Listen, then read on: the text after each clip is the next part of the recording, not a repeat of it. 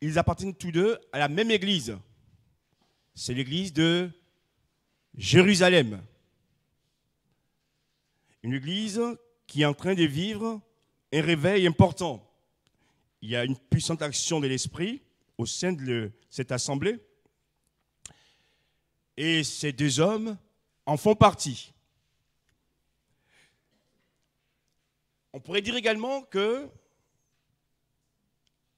Barnabas a la crainte de Dieu.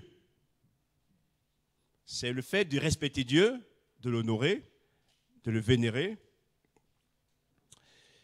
Et contrairement, Ananias, quant à lui, a la crainte des hommes. Vous voyez déjà qu'il y a une différence qui commence à s'établir. Comme parfois, lorsque Dieu nous regarde aussi dans l'église. On est dans la même église, on est des chrétiens, mais quand Dieu fouille un peu plus loin, les différences paraissent.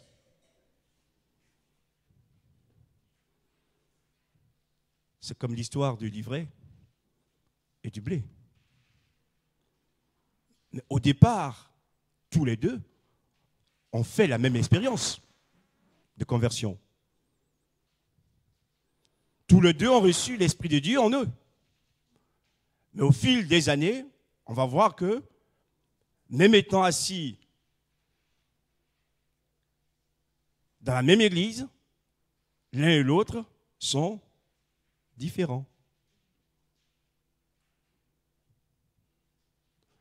La différence, ce n'est pas Dieu qui l'établit, mais c'est les dispositions des cœurs de chacun. Où on avance dans le droit chemin, ou on sort du droit chemin pour prendre un chemin détourné qui mène à la mort. Et ce que j'aimerais dire ce matin, ce n'est pas parce qu'on est né de nouveau, baptisé d'eau, qu'on a une garantie totale. D'accord? Et c'est biblique ce que je dis, hein, je n'invente rien parce que l'exemple est là. Ce n'est pas une garantie totale. Si je ne marche pas dans les voies de Dieu, je peux m'en détourner, soit consciemment ou inconsciemment. Et là où je crois que je suis dans le vrai, mais depuis longtemps, pour Dieu, je suis très loin de lui. Donc le tout n'est pas de venir et de s'asseoir, de chanter, de prier et de louer. Faut-il qu'on ait une bonne relation avec Dieu. Amen? Eh oui.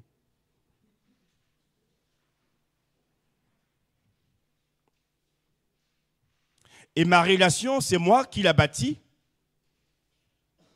C'est moi qui la détermine. Bien sûr, Dieu est derrière. Si je suis OK avec lui, il m'aidera à avancer. Mais ce qui est certain, comme ici pour Ananias et Saphira, frères et sœurs, sachez que Dieu connaît tout de nous.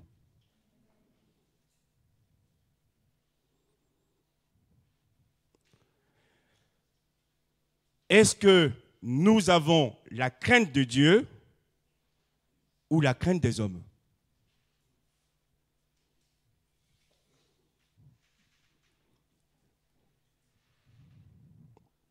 Que fait Ananias? Barnabas vient de vendre une propriété. Il remet tout l'argent aux apôtres. Et Ananias a vu cela. Et il va faire comme Barnabas.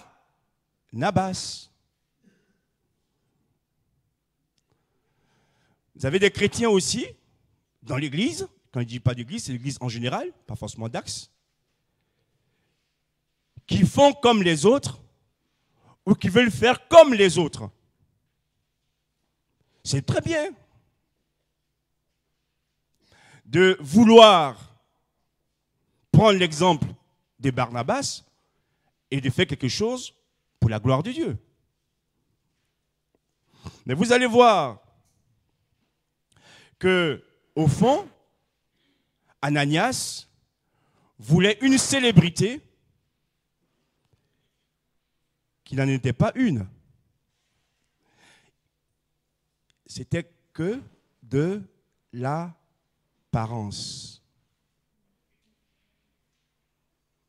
Oui, de l'apparence.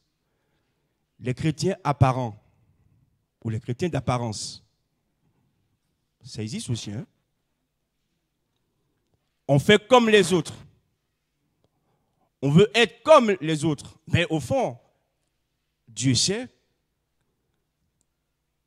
que nos dispositions de cœur ne sont pas pures. Et ce matin, on est dans cette assemblée pour louer et adorer le Seigneur. On est venu comme les autres aussi pour le faire. Mais des fois, quand Dieu nous regarde, on n'est pas comme les adorateurs en esprit, en vérité. On est là quand même, hein? Pourquoi faire? Pour faire comme les autres. Pour faire semblant. On est là. Non, ce n'est pas ça. La vie de Dieu, la vie de l'enfant de Dieu. Si à un frère, Dieu a donné un don, un talent, une sœur également, une personne au milieu de nous, merci Seigneur.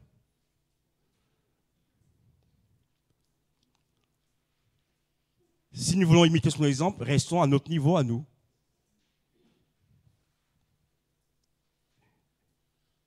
Et si on copie, je dirais, copions dans la vérité. Amen. Parce que le faux semblant, le faux fuyant, Dieu le voit. Dieu le voit. Quatrièmement, le cœur d'Ananias a été rempli par Satan. Satan a rempli le cœur d'Ananias. Il est dans l'assemblée de Jérusalem. Hein?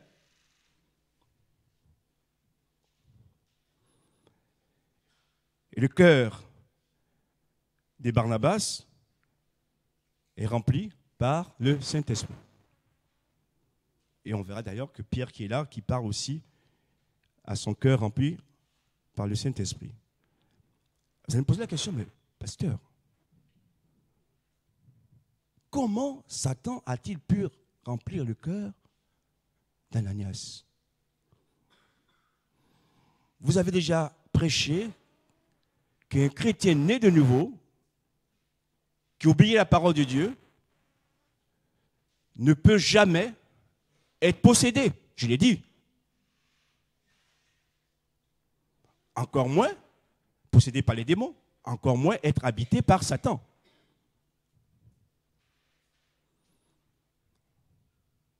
Je vous donne l'explication. Parce qu'il y a parmi nous des gens qui sont des rêveurs.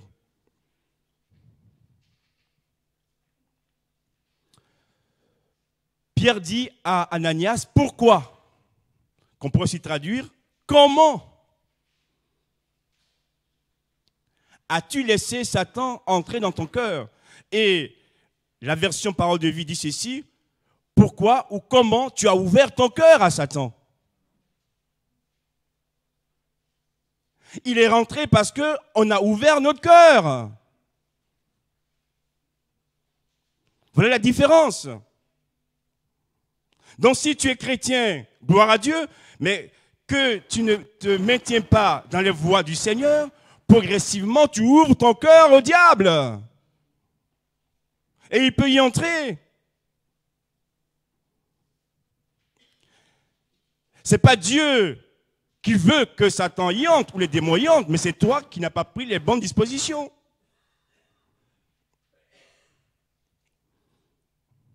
Combien de cœurs sont ouverts ce matin à la voix de l'ennemi? Seigneur, fais-nous grâce. Pardonne-nous. Et je voudrais dire ceci, pour conclure cette partie. Dieu nous gardera à condition que nous veillions sur nous-mêmes. D'accord? Parce que Dieu me garde, ce n'est pas un slogan, une parole qu'on dit comme ça, et puis ça s'est fait. Dieu me garde à condition que je veille sur ma vie. Et oui. Ou je pourrais dire aussi, Dieu me garde si moi-même je me garde aussi. Amen. Je voudrais donc être clair sur cette situation pour ne pas qu'il y ait de confusion dans votre esprit. Progressivement, cet homme s'est laissé aller. Son cœur s'est ouvert. Il a ouvert la porte de son cœur et l'autre s'est engouffré. Au moment où il s'engouffre, il a l'étiquette de chrétien, mais il n'est plus chrétien. Il n'a que l'apparence, mais la réalité spirituelle de Dieu n'est plus en lui.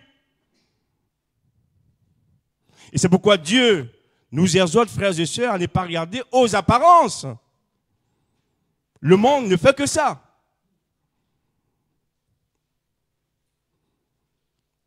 L'homme regarde à l'apparence, mais Dieu regarde au cœur.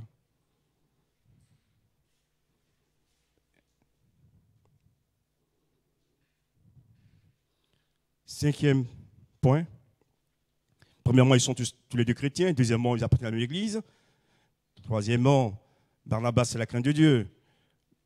Ananias, c'est la crainte des hommes. Quatrièmement, le cœur de Barnabas est rempli du Saint-Esprit, alors que celui de Ananias est rempli par Satan. Cinquièmement, maintenant, pour ceux qui prennent des notes, Ananias a une conscience qui est souillée.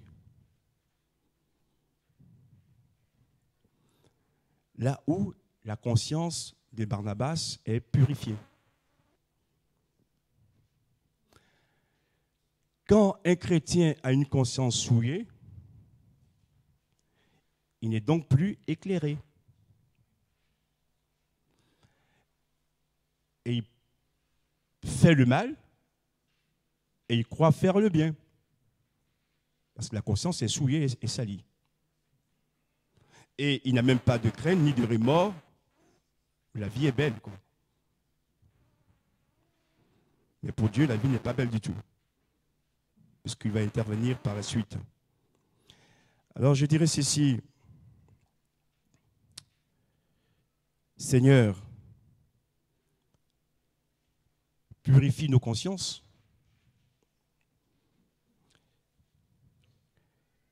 La conscience purifiée nous parle de lumière, nous parle de conscience éclairée. D'ailleurs, ce qui va permettre à Pierre de dire à Ananias ce qu'il a fait. Pierre, ayant sa conscience éclairée, reçoit la révélation ou le discernement pour dire à Ananias ce qu'il est. C'est-à-dire que dans les décisions que nous avons à prendre, frères et sœurs, si nos consciences sont éclairées, purifiées, Dieu nous aidera à prendre toujours les bonnes décisions. Et oui. Mais si la conscience est souillée et dans les ténèbres, nous prendrons les mauvaises décisions. Parce que quelqu'un est derrière. Il nous entraîne au mal.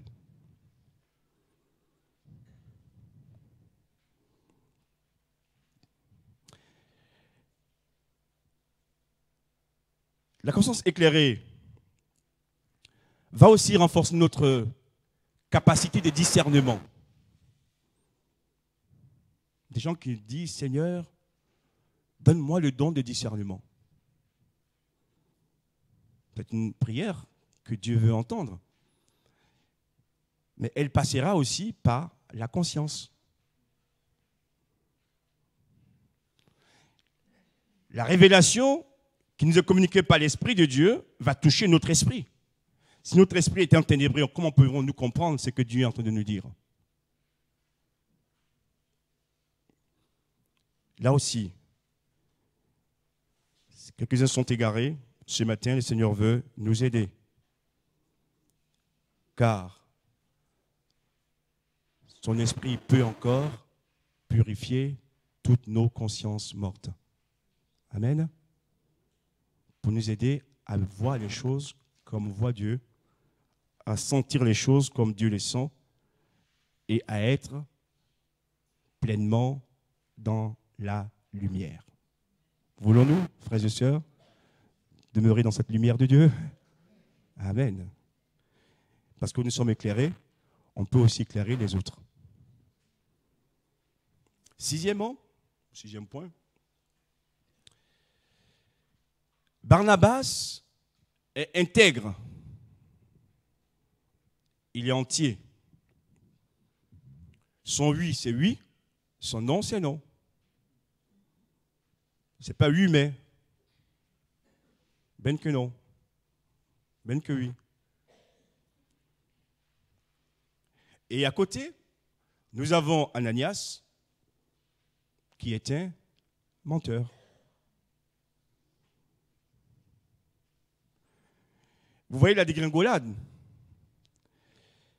Conscience souillée, n'ayant pas la crainte de Dieu mais la crainte des hommes, progressivement, il descend. Il dégringole. Mais ce n'est pas Dieu qui le fait descendre, c'est lui qui descend par ses erreurs.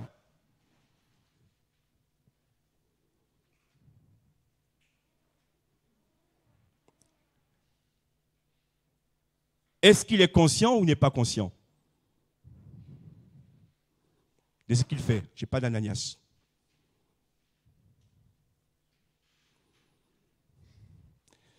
To be or not to be, that is a question.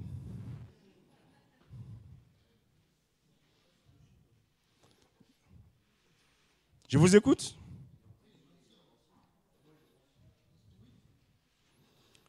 Certains disent qu'il est conscient, d'autres disent qu'il n'est pas conscient.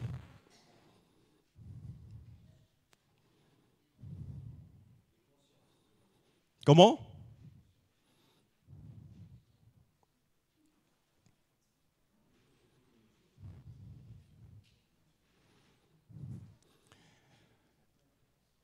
On va déroger à la prédication classique.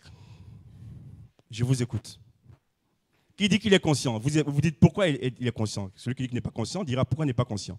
On va commencer par madame il est conscient. Pourquoi il est conscient? Il sait très bien ce qu'il y a dans son cœur. Il ment, de toute façon. Il sait très bien ce qu'il y a dans son cœur. Oui. Oui, ça peut être une réponse.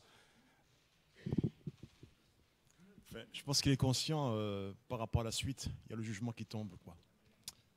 Quand le jugement tombe, qui dit qu'il n'est pas conscient? Je pense qu'il n'est pas conscient parce qu'il est aveuglé par le malin. À ce moment, il n'a plus la liberté de son choix. Ok, bonne réponse aussi. Dernière, pareil, voilà. Il n'a pas le don? D'accord, ok. Vous voyez donc, frères et sœurs, on a fait ce petit exercice ce matin pour faire prendre conscience que tout n'est pas toujours simple. Là où certains disent, mais moi j'ai raison et tu as tort. Ce n'est pas ça, d'avoir raison ou tort. Mais c'est d'être inspiré par la pensée de Dieu. La réalité, c'est qu'au départ, il était conscient. Sinon, comment voulez-vous juger quelqu'un qui n'est pas conscient? Vous avez compris? Comment voulez-vous baptiser un enfant, un bébé qui n'est pas conscient? Parce que la conscience nous parle d'engagement et aussi des responsabilités. Mais après, lorsque Satan vient l'investir, il n'est plus conscient. Voilà. Donc, les uns et les autres, vous avez raison. Maintenant, la difficulté, c'est de savoir prendre une connaissance claire du temps.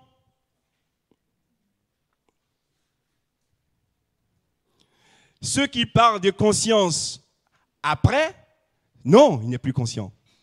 Vous avez compris, je veux dire? Il est aveuglé. Ceux qui parlent de non-conscience avant n'ont pas raison non plus. Vous voyez, je veux dire? Parce qu'au départ, il était conscient. Donc le tout, c'est de se situer dans le temps. Donc, mon frère, jusqu'à présent, tu es un chrétien de Dieu, merci. Mais si demain tu sors des voies de Dieu, tu ne l'es plus.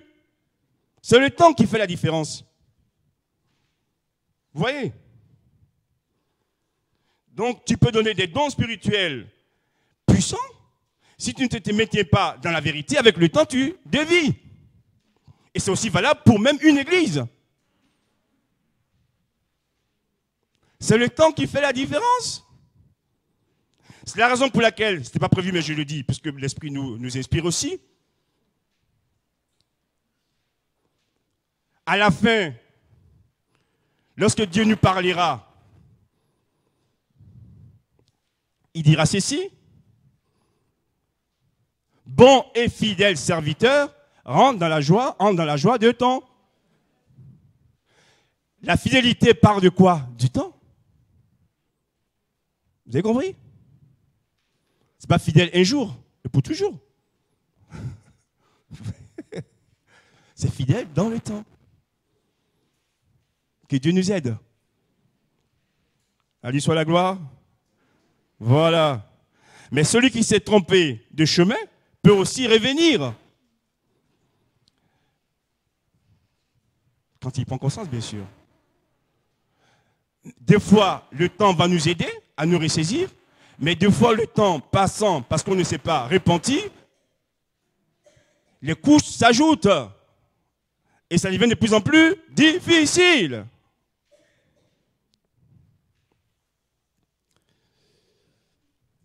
Nous poursuivons. Tous les deux, septièmement, donnent quelque chose à Dieu. Et quand je préparais ce message, je suis interpellé, mais également aussi ému. Parce que si Barnabas donne, Ananias aussi donne. Oui ou non? Eh oui, il donne aussi. Si on s'arrête à ce premier stade, tous les deux ont donné. Mais c'est la suite qui fait la différence. Barnabas donne tout, là où Ananias donne une partie. Et j'ai même écrit ceci, il a donné le reste. Et oui, des fois on donne le reste de notre temps, de notre argent, de notre consécration, de notre amour, le reste à Dieu. Voilà. Je prends une partie pour moi, et Seigneur, toi, tu as le reste. Avec ce que cela peut générer comme pensée. Ce n'est pas qu'on n'a pas à donner une partie, mais c'est la pensée du reste. Quand vous invitez des amis à table, est-ce que vous leur servez le reste?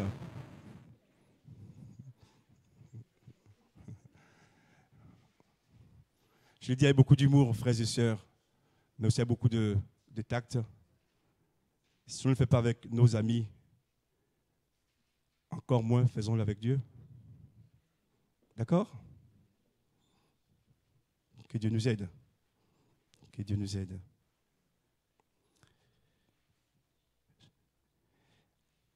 Ananias a gardé une partie de l'argent, de son bien, et a donné le reste. Et garder, c'est quoi? Garder, c'est retenir.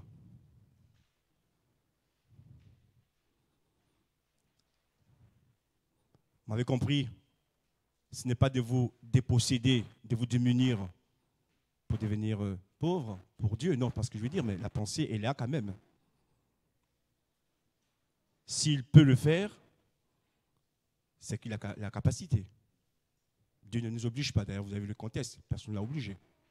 Mais en même temps aussi, il n'est pas bon que nous retenions ce que nous devons à Dieu.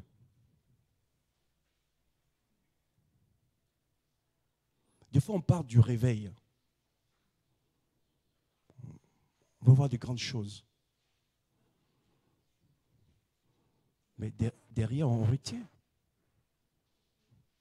Oui, on retient, on retient. Je sais pas pour moi aussi. Hein. Et quand je dis de retenir, ce n'est pas forcément l'argent, comme dans ce cas. Ça peut être d'autres exemples. Hein. On retient. Là où Dieu nous dit donne, on retient. Et mais bien sûr, on passe à côté de la bénédiction, de la puissance de Dieu. J'ai aussi mis un autre mot, un verbe. Garder, c'est détourner.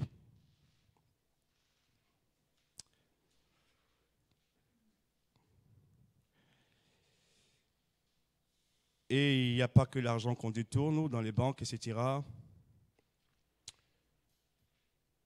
Dans nos vies aussi, frères et sœurs, par rapport à Dieu, nous avons nos détournements.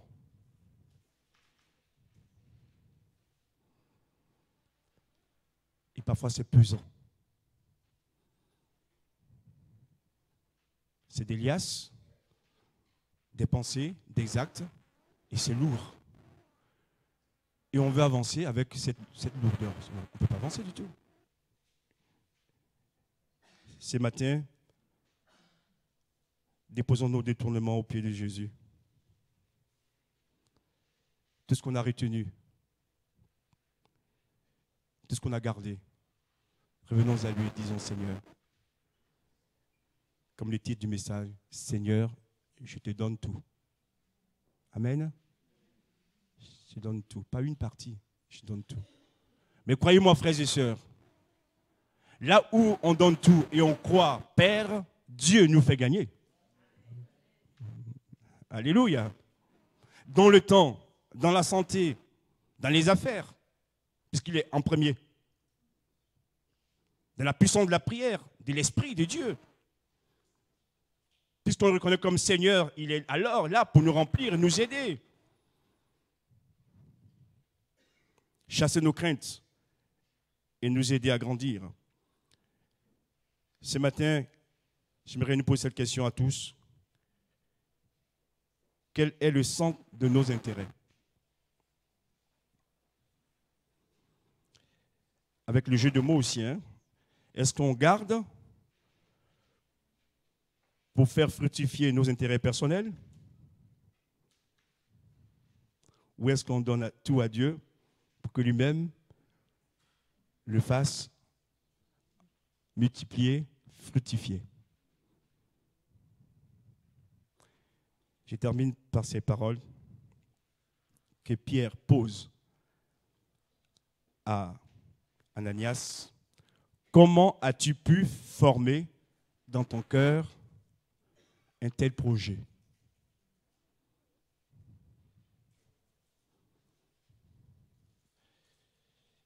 Ce qui veut dire que tous les projets que nous formons, frères et sœurs, ne viennent pas tous de Dieu.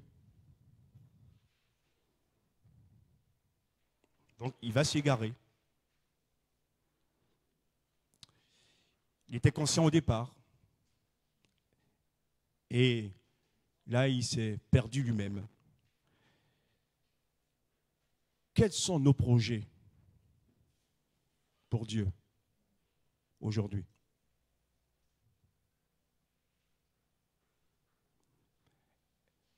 Avons-nous des projets pour Dieu? Ou attendons-nous toujours que ce soit Dieu qui fasse tout à notre place? Par contre, vous comprendrez, frères et sœurs, chers amis, que si parfois on n'a pas le projet de Dieu, on a notre propre projet.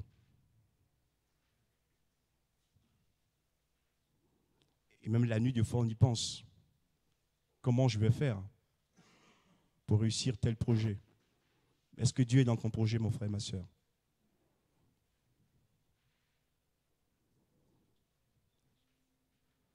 Pour que le projet soit fort et puissant, afin qu'il se réalise, nous devons, frères et sœurs, bannir toute crainte des hommes. Nous devons aussi ne pas ouvrir nos cœurs, la porte de nos cœurs à Satan. Nous devons avoir une conscience pure, éclairée, et quitter aussi le mensonge. Alors, quand c'est Dieu lui-même qui éclaire nos pensées et nos projets,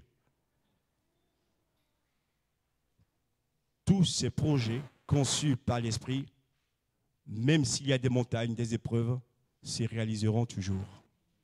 Parce que ça vient de Dieu.